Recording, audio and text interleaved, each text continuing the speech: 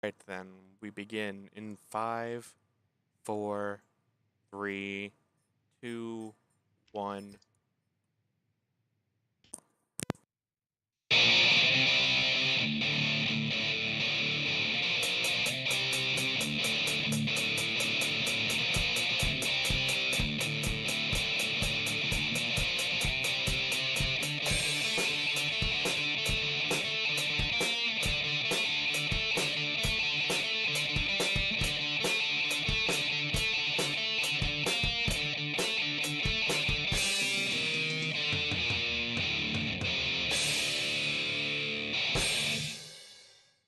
All right, welcome to the second and the final review of the week as we tackle The House in Fata Morgana, Requiem for Innocence. This is the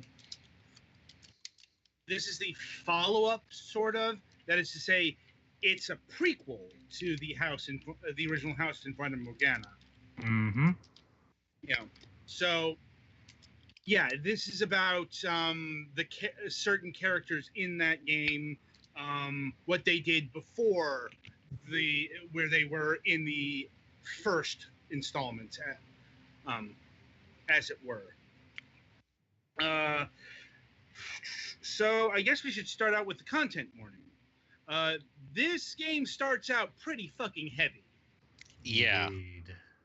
Like, naked child cut up and bleeding. So that their blood can be drunk by rich people. Yeah, I'm like, Mm-hmm. that's the content warning is not for show here. Like, this is a mature title with mature themes. Like, you know, Yep. so if you're of the squeamish variety, yeah, I'm gonna say do not apply, or you're gonna have to work to fast forward through these bits because it's not all gloom and doom. Because this has also got a lot of, for lack of a better term, slice of life moments. Mm-hmm. Yeah, unlike the first one, which starts out with more slice of life-ish stuff, this one starts out with some of the drama. Yeah, like some of the like it starts out fucking. Well, it's really Game of Thrones all about, if I'm being honest, in terms of heavy shit and slice of life and all that stuff. But yeah, it's not all dour. It's just it's dealing with a lot of heavy subjects, and to add to that equation, there is a very heavy layer of religiosity, as befitting its setting. Now, granted, I think the writing is at times a little too modern for the medieval ages. I agree. I'm not sure if that was in the original Japanese or anything, but as somebody who's actually studied history, there are certain attitudes and adjustments here that just wouldn't have happened in the middle fucking ages. Is this pre-1099? Because that was the earliest part of the first game. I think it's going for the medieval period. I couldn't exactly say when or where. It's kind of ambiguous on that note, but it feels later Middle Ages, maybe closer to the Renaissance than closer to the Roman Empire. Granted, I wouldn't expect that this game to understand those kind of nuances. Believe me, a lot of works of fiction do not understand that kind of thing. So it probably is technically during, or technically after the earliest part of the first book, but... well, it's dealing with the actual Morgana. Right. So it could be. It's detailing her fall from grace and the start of the I guess it is. It is like the start of the 1,000-year curse. Mm-hmm. Like, now that I think about it, like, in fact, it says here, so begins the first happy chapter of the young girl's life, and so begins the first act of a tragedy that would come to span nearly a millennium. So, Okay, so yeah, it's round about 1099 then, or a little bit before that. yeah, once again, it goes for a more vague medieval setting. But, Yeah, it does Yeah. seem like it should be a little bit later than that, based on even just clothing and stuff. But but once again, I'm not expecting this game to get the nuances of the Middle Ages down, right, because like you have to kind of be like a medieval historian to get that down. Not just a historian, but somebody who studies the period, because when we're talking about the medieval age, the Middle Ages, what have you, we are talking a period of time that spans about 500 years, maybe more. So that's a lot of time. right. It's kind of like how the Roman Empire is represented, even though that lasted hundreds upon hundreds of years and wasn't an empire all the damn time either. Right. Like the gladiatoria and the arena. That's later Roman Empire stuff. And it's like the Colosseum wasn't until several Roman emperors in, for example, and that really proliferated that kind of style of building. And I could go on and on, but we're kind of getting off the beaten path here. Right. Mm-hmm. No, I was just wondering, because this is a prequel, and the first game, I mean, technically it takes place probably in the late 1800s, early 90s, but in the different scenes you see are very widely distributed over time in the first game. Right. Sorry. Like, this is about not just her fall from grace, but we have like Jacopo, who appears in the first game as well. Mm-hmm. I don't remember exactly what he did there, because it's been a few years since we tackled the first game. And Yeah. here's another thing about the House in Fata Morgana series: they are very long visual novels. Mm-hmm. Like, Yeah. I'm like 12 hours in, and I haven't gotten even past the first part. And mind you, there are bonus chapters in this. Yeah, there's Yep. at least one like postscript thing, and I don't know if there are other ones too. There's about 3. I'm not sure if they're postscript or not. I didn't have time to look at the bonus chapters, but if I'm recalling correctly, I think they were separate entities in Japan, and they were collected all here in one package, which is the kind of thing Manga Gamer typically does. Mm-hmm. And it is interesting that Manga Gamer lists this as an all ages release. It's not an all ages release. It's not. No. I'm like, just not for the, it's Yeah, a this mature- is at best PG-13. Yeah, it's like Yeah. it's not dealing with the sexy time that Manga Gamer usually indulges in. Like, no. This is actual mature storytelling, very heavy themes, lot of blood. Yeah, like on screen right now, 2 guys are fighting to the death. So yeah. Well, fighting to the clever. Well, yeah, it was originally to the death, and then circumstances. Yeah, they agreed to fight to the death because they're fighting for a creepy guy who owns a lot of slaves and likes eating/drinking human flesh or blood or something. Yeah, he likes drinking human blood, Yeah. and he feeds Morgana a slave. Mm-hmm. I'm like, that's some fucking William Shakespeare shit right there. Yes. I'm like, Titus Andronicus. Like, yeah, it's like saying that this is appropriate for all ages is just no. No. I'm like, you don't want this. Isn't like the last Manga Gamer. Yeah, visual a novel. company that sells visual novels that deals with a lot of ones that are somewhere between pornography and sexy art has a skewed definition of all ages. Yeah, I'm like, it's also like they do have some legitimate all ages stuff, like the Soupy Para series, which we previously reviewed. Like, I could recommend those to younger game players, what have you. But this, yeah, uh, you're gonna wanna see if this is right for your kid. Yeah, if they can handle the imagery and whatnot. Yeah, because this probably might be traumatizing. Hmm.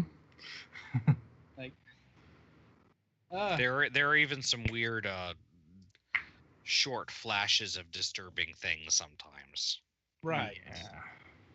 Like, and this does have the very occasional choice in it, like, its forebearer. Not many, but they will have an effect on the game. Mm-hmm. So,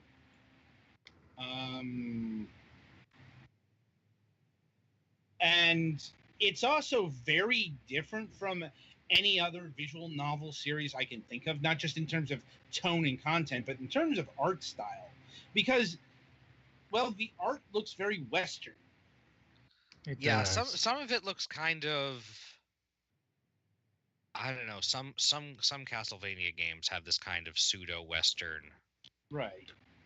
still Like, with a little bit of an anime touch, but right. But it also doesn't look like faux anime. right. Like, it doesn't look like the Western interpretation of an anime work either, which is, which honestly looks god awful most of the time. Like, in fact, in contrast, this is a very beautiful series. It's just, it's once again very dark. Yeah.